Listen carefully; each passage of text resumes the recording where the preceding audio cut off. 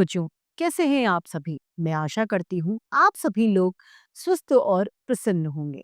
आज हम हमारा अध्याय 13 विश्वासघात को पढ़ने जा रहे हैं। हिंदी साहित्य हमें सिर्फ भाषा यानी बोलना ही नहीं सिखाती, अपितु जीवन जीने की कला और उसके महत्वों से भी अवगत कराती है। तो आइए इस अध्याय को प्रारंभ करते हैं।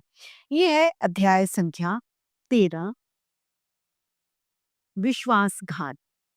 पाठ ज्ञान यानी पाठ परिचय से पता चलता है कि इस पाठ में बताया गया है कि कार्यों के हमारे कार्यों के परिणाम होते हैं, नतीजे होते हैं और हमें अपने कार्यों के लिए अपने कार्यों के लिए जिम्मेदार होना चाहिए। आइए शुरू करते हैं इस बात को। एक जंगल में दो पक्के दोस्त रहा करते थे। एक था गीदड़ और दूसरा था दूध ऊंट। यानी दोनों कैसे थे? बहुत अच्छे दोस्त थे, गीदड़ और ऊंट। गीदड़ काफी होशियार यानी चालाक था और ऊंट सीधा साधा था। ये दोनों घंटों नदी के पास बैठकर अपना दुख सुख बांटा करते थे, आपस में बातें किया करते थे। एक दिन गीदड़ को पता चला कि नदी पार खेत में पके हुए तरबूज है। क्या पता चला? कि नदी के पार में पके पके तरबूज है। गीदड़ ललचा गया, लेकिन नदी को पार करके खेत तक पहुंचना उसके लिए कठिन था, मुश्किल था। उसने सारी बात ऊंट को बताई कि वहां पर क्या है, पके तरबूज है, पर नदी कैसे पार करें। ऊंट ने उससे कहा, तुम चिंता मत करो, मैं तुम्हें अपनी पीठ पर बैठाकर नदी पार करवाऊंगा, फिर साथ में मिलकर तरबूजे खाएंगे। अब ऊंट ने उसकी भलाई के लिए सोचा कि तुम मेरी पीठ पर बैठ जाना और साथ में हम दोनों मिलके तरबूजे भी खा लेंगे। ऊंट ने जैसा कहा था वैसे ही किया। खेत पहुंचकर गीदड़ ने मन भर कर तरबूज खाए और खुशी के मारे जोर जोर से हुआ हुआ की आवाजें निकालने लग गया। तभी ऊंट ने कहा कि तुम शोर मत मचाओ, लेकिन गीदड़ ने उसकी बात नहीं मानी क्योंकि अब उसका पेट तो भर गया था। गीदड़ की आवाज सुनकर किसान डंडा लेकर वहां पर आ गया। चालाक गीदड़ जल्दी से पेड़ों के पीछे छुप गया। अब किसान ने ऊंट की बहुत पिटाई की, क्योंकि ऊंट का शरीर बड़ा था, वो कहीं छुपने में कामयाब न हो पाया। तो इसने किसान ने किसी तरह से अपनी जान बचाते हुए ऊंट खेत से बाहर निकल आया। तभी पेड़ के पीछे छुपा हुआ गीदड़ बाहर आ गया। गीदड़ को देखकर ऊंट ने गुस्से से पूछा, तुम इस तरह क्यों चिल्ला रहे थे? तुमने क्यों चिल्लाया? अगर तुम नहीं चिल्लाते तो मुझे मार भी नहीं पड़ती। तुम क्यों चिल्लाए?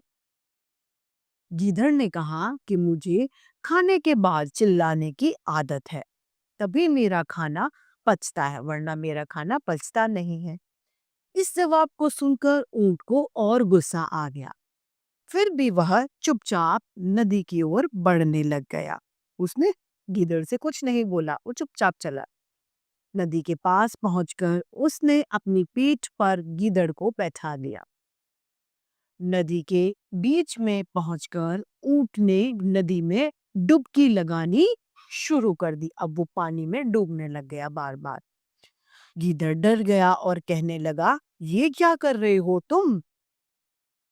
ऊंट ने गुस्से में कहा कि मुझे खाना खाने के बाद खाने को हजम करने के लिए नदी में डुबकी मारनी पड़ती है। यदि मैं डुबकी न मारूं तो मेरा खाना हजम नहीं होगा।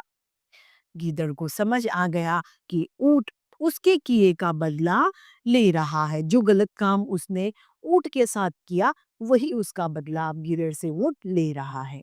बहुत मुश्किल से गीदड़ पानी से अपनी जान बचाकर नदी के किनारे पहुंच पाया।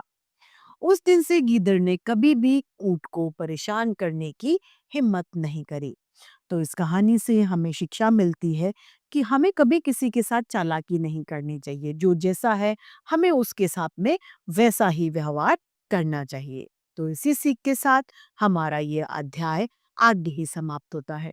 इस अध्याय के साथ साथ हमारी हिंदी साहित्य की कक्षा भी यही समाप्त होती है। फिर से हिंदी साहित्य में ऐसे रोचक अध्याय लेके आप सभी के समक्ष उपस्थित होते रहेंगे। प्यारे बच्चों, आज हम हिंदी के पाठ 13 विश्वासघात का अभ्यास कार्य करेंगे। तो आइए सबसे पहले हम देखते हैं बहुविकल्पीय प्रश्न। गीदड़ और ऊंट रहते थे जंगल में। गीदड़ था चालाक, ऊंट था सीधा। किसान ने किसको पीटा? ऊंट को पीटा। तो उसने दोस्ती में विश्वासघात किया। ठीक है, लिखित ज्ञान प्रश्न 1, रिक्त स्थान भरिए। एक जंगल में दो पक्के दोस्त रहते थे। नदी पार खेत में पके हुए तरबूज थे। तरबूज हैं। चालाक गीदड़ जल्दी से पेड़ों के पीछे छिप गया। नदी के बीच में पहुंचकर ऊंट ने डुबकी लगानी शुरू कर दी। प्रश्न नंबर 2, निम्नलिखित प्रश्नों के उत्तर लिखिए। जंगल में कौन रहते थे?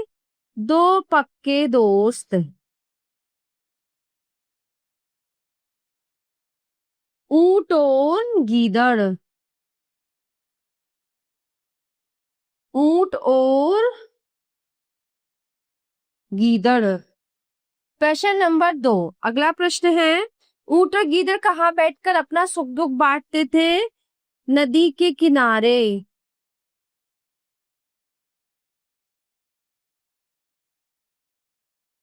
किसान डंडा लेकर कब आया? गीदड़ के चिल्लाने पर, क्योंकि उसको हूं हूं करने की आदत थी। वो ना चिल्लाता तो किसान को पता नहीं चलता। किसे खाना खाने के बाद चिल्लाने की आदत थी? गीदड़ को।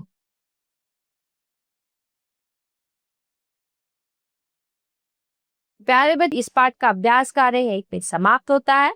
मिलते हैं अगली कक्षा में। धन्यवाद।